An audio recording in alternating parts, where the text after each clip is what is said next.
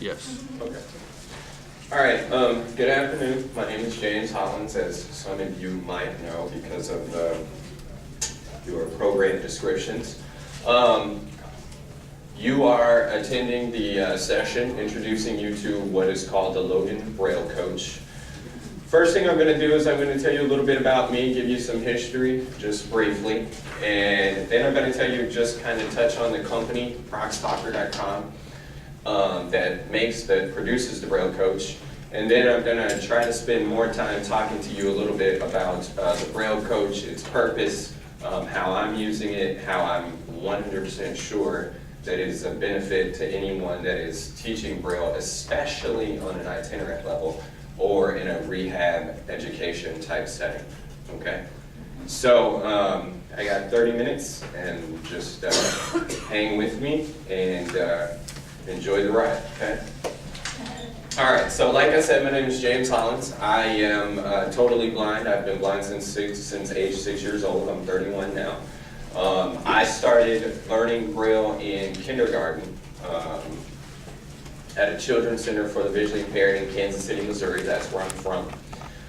From there, I went to public schools, graduated from a public high school, and then went on to college at the University of Missouri and also the University of Missouri, Kansas City. Same system, just two different schools. I graduated with a degree in communications, so my actual strong point is more recording, editing, production, all that good stuff. I also am a rehab teacher. I teach blind and visually impaired in the state of Missouri. And that's all-encompassing. It doesn't just include Braille, it doesn't just include activities of daily living, it's everything. I cover a 10-county area currently in the Kansas City area. And with that, basically that just means I have people as far as 100 miles south or 100 miles east of my home base in Kansas City. Currently, I have I serve about 165 clients, and that runs the gamut from everything from teaching them how to use a magnifier to basically teaching Braille, cooking, all that good stuff. A lot of in-home visits. My youngest client right now is age 16, and my oldest client currently is in her 90s. So I, again, run the gamut pretty good, okay? Braille teaching, I have 11 students right now that are learning at various levels. And that means from this coming week, actually I'll have 12 when I return home, because I'll be starting a new student, and then I have some that are finishing up, and some in the middle, just kind of here, there, and all over the place with that. Only 2 of them are learning right at the exact same spot at the exact same time. Everybody else is individual and in their home. So my month kind of gets pretty run ragged with that, that's for sure. That brings me into Proxtalker, which is the name of the company which I consult for. I have the pleasure of consulting for.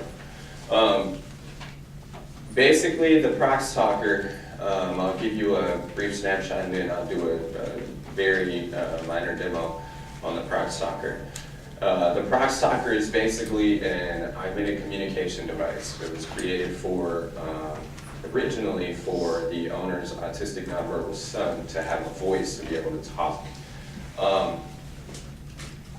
With the Proxtalker and its capability of basically having a voice output using movable pictures, using cards, essentially to communicate, came the idea that something more could be done with that. Let me do a quick, I'm just going to push the cards as they are right now on the Proxtalker. So we're going to go from...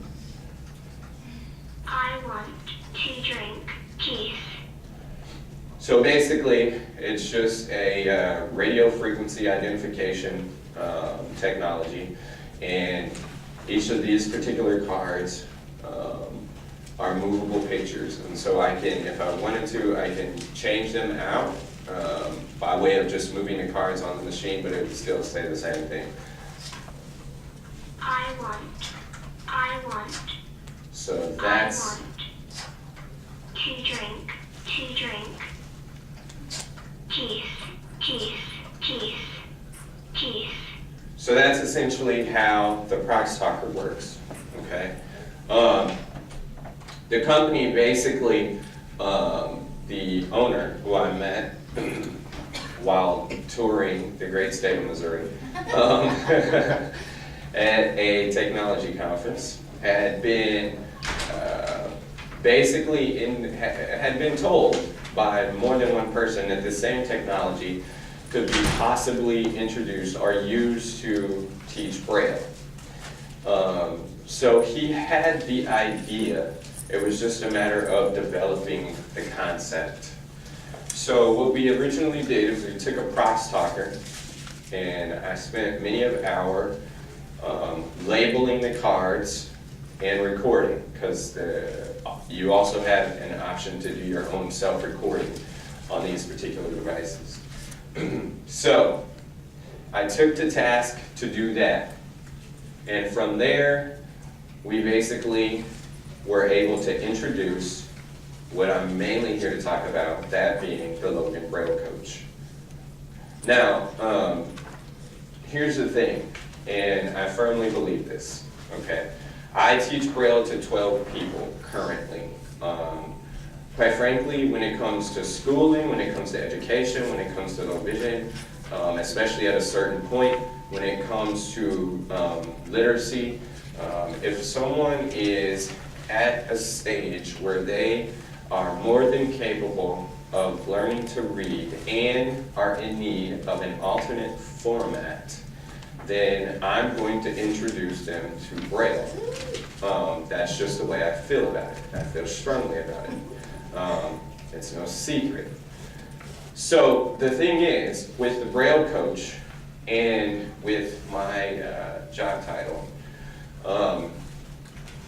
I also firmly believe that me coupled with the coach have the potential to, and I know there's some key people that are going to appreciate this, have the potential to essentially change the world one reader at a time, okay?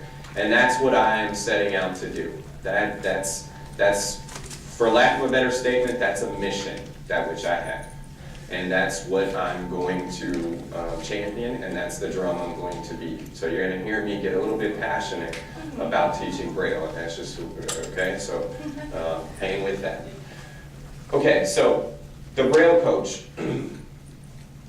So imagine, if you will, okay, so a lot of us are probably rehab educators, vision teachers, someone who knows someone, and I just want to give you a couple of quick disclaimers, okay?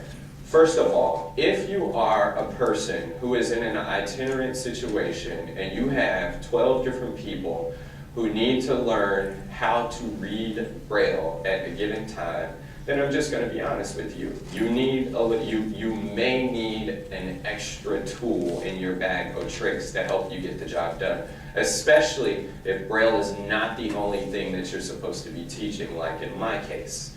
That's one. Two is, if you are a teacher and you have the fortunate opportunity to be in a school setting, classroom setting, where there's only one student learning Braille, one student who has a vision problem, you're the only vision teacher, a 1-to-1 ratio, and you have nothing but time to be able to accomplish this task, then I'll be honest with you, the coach is not for you, because you can do it, you have nothing but time. But in that same situation, if you are the only teacher and you have 7 students, and they're all at different levels, but Braille is one of the things that is on some plan for education, some goal that they must accomplish, then you probably are going to be requiring a little bit of assistance. Now, the coach is a teaching tool, okay?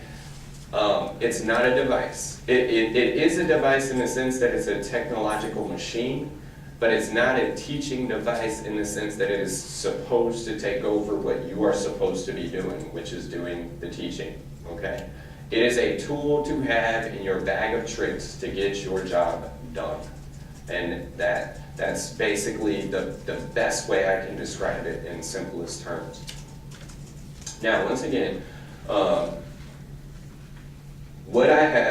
what we've done is taken the same technology of the Croc Stalker, and we have cards, and I'll just throw this out. If we run out of time and don't get to get a hands-on, for those of you who want to, I'm in booth 419, so you can come and track me down and I'll give you a personal one-on-one. So I have a device and we have cards. Now the cards, I'm not going to tell you what's on the cards, okay? That's kind of part of the fun. Again, we're learning Braille, so you're not supposed to know anyway. So, basically, okay, so what do we start with when we are learning Braille? We're starting with grade 1, or what's the new term? Contracted. Say that again? Uncontracted. Uncontracted, yes. Now, I say the new term because when I was a kid, it was grade 1. That's it wasn't right. uncontracted. That's right. I really only got introduced to the uncontracted or contracted term like 6 months ago. I'm just saying. Okay, so I have the device and I'm holding the device in my hollow hands. So I have a letter, that which I can place on the device. Now, I discovered something recently about the thing, and let's see if it works for me. D dots 1, 4, and 5. Okay, so what I discovered, because there's a button on the device, for those of you who can't see, there's a button on the device, and originally, I always put the card right on the button and then press. But what I discovered is I can actually lay the card flat above or beneath the button and then just press the button. That way it allows for better reading and better control that way. So for those of you who missed it, the letter D is on this machine, and it's just laying on the machine. It's right near the button, and I just push the button, and once again, Dots 1, 4, and 5. and there is a letter D on this card. So when I'm working with the student, basically the concept is you take this card. I'm always working alongside a curriculum and a Brailler. Let's understand that as well. Because again, remember, this is a teaching tool, not to replace you. So you have to we have to still put in a little bit of work, okay? The key is when you leave that student to learn uncontracted Braille, and you leave them with just a book in hand, and you are an itinerant, what happens when they decide that they want to either proceed or they don't necessarily practice right away what you have left them with? And I don't know about where a lot of you guys are from, but a lot of places aren't always afforded the opportunity for extracurricular devices or recordings and things of that nature to leave behind. So a book is really all they can afford a lot of times. So you leave that book behind, and I'm going to tell you a little bit of a story here.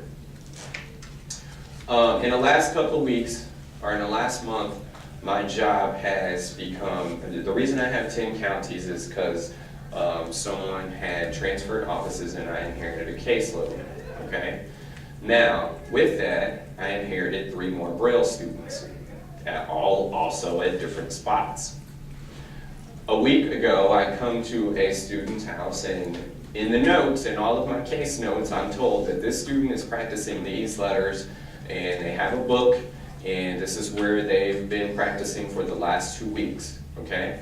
So, I go into the house, and what is my expectation? My expectation is this is the letters that the student has been practicing, and these are the letters that the student knows prior to this. And it's not A and B. I mean, we're pretty far along, or well, in the midst, based on this curriculum.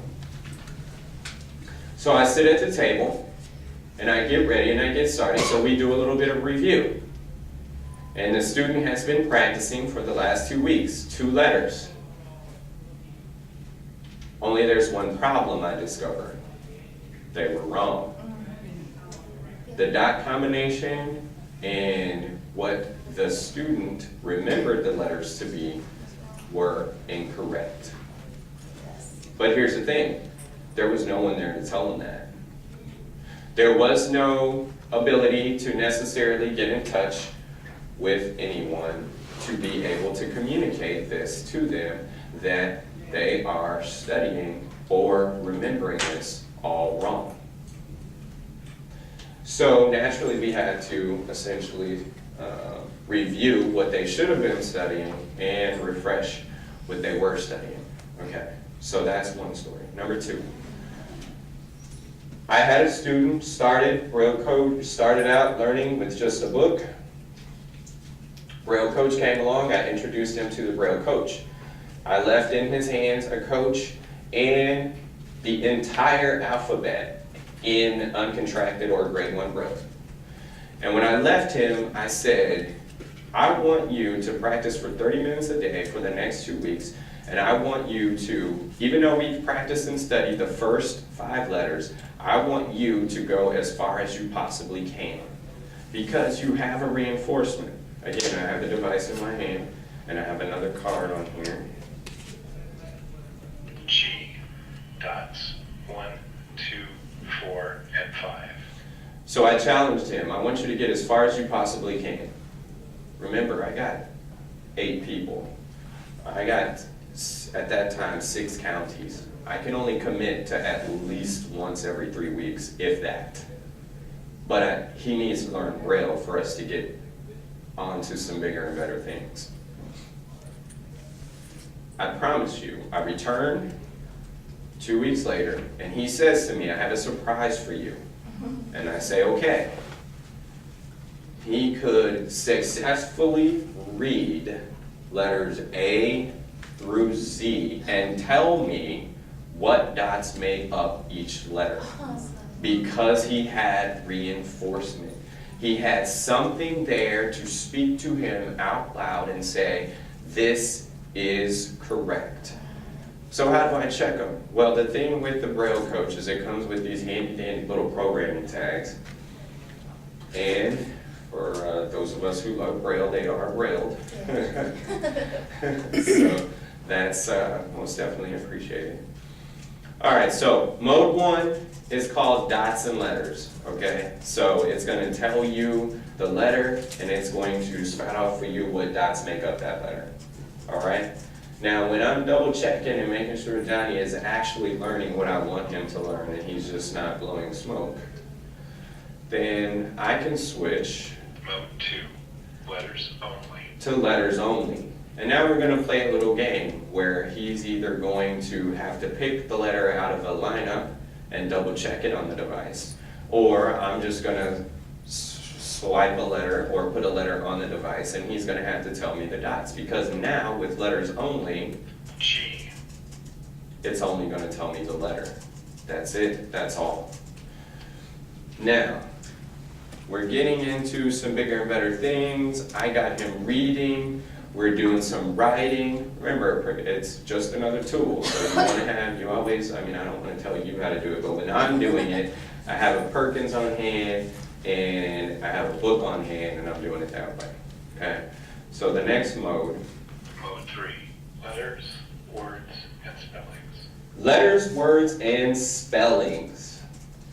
So, can anyone really smart tell me what the letter G is for contracted when we get into it? Go. Go. Are we sure? Absolutely. Okay. G, go. G, O. So there you have it. I'm moving into the next stage. Okay, so we have letters, words, and spellings. Well, there's also a fourth mode on here. And with this mode, Mode 4, letters and words. now you're just getting really sophisticated, little Johnny, and you're going to have to be able to start practicing without necessarily the spelling Go. and it's just going to tell you the word. G, go.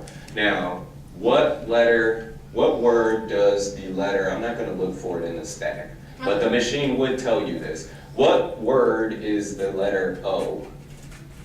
Doesn't have one. Exactly. And when Johnny puts the card on the machine in mode 3 or 4, it would say exactly that. The letter O does not have a word associated with it. So, now, the other thing is, I can take a blank card and I can start writing out words and making him either record to double check, or I can record phrases, other contracted words, other contracted signs, if you will, and basically do the work. Because again, remember, it's a tool. It's not, you have to do some of the work. I mean, really. It also has a headphone jack on it. I have one student who practices on his way to and from work every day by plugging in the headphone jack. So, I had another student. And remember, I live in Kansas City, Missouri, and I told you I had 12 students who was learning. Well, I also told you I covered 10 counties. Started out with 6, now I have 10. But what I didn't tell you is one of my students lives in Georgia. That is the state of Georgia, not a city in Missouri. The state of Georgia. And we meet once a week via telephone. And he started out not having any desire, interest, anything in learning Braille. Well, just as a trial and error, we introduced him to the BrailleCoach. And within a couple of weeks, not only was he excited, but he was already doing contracted Braille. Awesome. And that's one of, once again, the main reasons why I'm going to always, first of all, champion another tool in the box, because here's what I feel like. I feel like if part of my job is always informed choice, and I always have to let clients know, let people know what's available to them as an option. And if I have this option, if I have opportunity to present to educators, parents, students alike, an option to be able to get this task learned, so that they can be all-inclusive. I'm all for audio technology, don't get me wrong. I'm all about that. But there is there is something very real that's happening, and audio technology is taking over. And in turn, we have situations where people aren't being able to read as well or even comprehend as well anymore, because audio technology is taking over. Here's the thing. Again, I'm all about it. I have screen readers on my computer, my cell phone talks, my watch does not, I wear a Braille watch. But because I know it, because someone took the opportunity to teach it to me, took the moment to teach it to me, I'm going to prefer it every time. I'm going to want it and use it. And that's what my mission is. My mission is to offer the option, to teach it to them, and to ensure that they have the confidence and the excitement to be able to accomplish the goal of being able to read on their own. So the coach, once again, is a tool. It's an independent device. It's a device for independent practicing and being able to get the job done and have that confidence and reinforcement when I leave a student knowing that they are in fact reading what I've asked them to study over the course of time, and that they are doing that and being able to, it warms me when I return to a home and someone says, I have a surprise for you, in confidence, you know, completely confident that they know what they're talking about. Yeah. And there's a reason for that, it's because he had reinforcement. It's There's the a same reason thing for as that. when we do with kids. We teach kids to read all the time, where we give them a print word and you turn it over and you have the picture so they can tell if they've read it correctly, right? Like, we Right. know that works. We use it Right. with kids all the time. Right. It's the same thing, right? Right, Good exactly. I have reinforcement. a question though. With Go the- ahead. With the clients that you're using the system with, they're adult clients, correct? Most, my 16-year-old is also Sure. using it, yeah. All right, and you said you have 12, right? Yes, 11 to 12. Do they each have their own device? They do not each have their own device. The 16, well, there's twins, the 16-year-olds, they obviously have one. And then I have 12 because I inherited 3. And so they weren't using the device before I came along. But they will be getting introduced to the device. Again, it's all about, like I have one student that I probably won't introduce the device with. I'll probably do more hands-on, one-on-one with. Again, it's just a tool. So it's just, when I present, it's either going to be a valuable option or it's not. Okay. And if it's not, then I'm not going to use it with them. If it is an option, are you going to be providing that for them, or do they purchase it themselves, or how does that work? We have the opportunity, because we're a state agency where I actually work, and so it can be purchased for them. Or a lot of times what happens with stuff like this is the agency purchases so many and has them on hand. And because the key is, it's a tool to basically get you to learn something specific. So the plan is that you won't need it forever. Right. And so with that, then the agency usually purchases a few, and then that way it's just another tool that I can use to get the job done. Okay. I have another question. Go ahead. You said you could program the tags, right? The alphabet is already done when it comes to you. All of that's already done. Okay, and is there a possibility that it would be in other languages too? Yes. Okay. What is the cost of the device?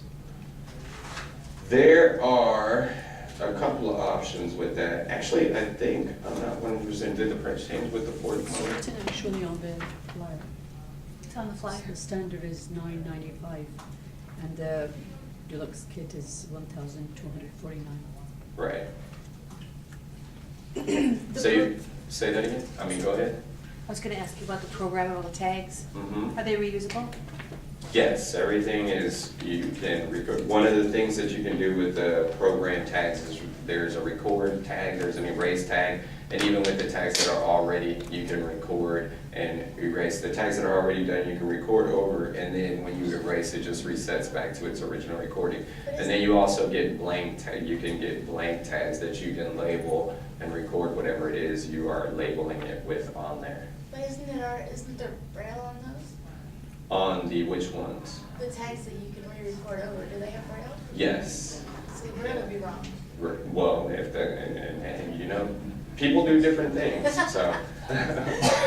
So they're not re-brailleable, Not the already Braille tags, no. but the ones that you make yourself? The ones you make yourself, yeah, you can label those suckers 100 times over if you want to. Just use our lovely contact paper I don't take and put it on there and take it off. And they come in different sizes. You can get them as small as little bitty 1-inch squares. You can get credit card size. You can. It just all depends on what you need. How long has it been out? I mean, how long has it been used? Say that again. How long has this been used, the equipment? How long? When was it on the market? Just not even quite a year ago. Okay. So it's pretty brand new.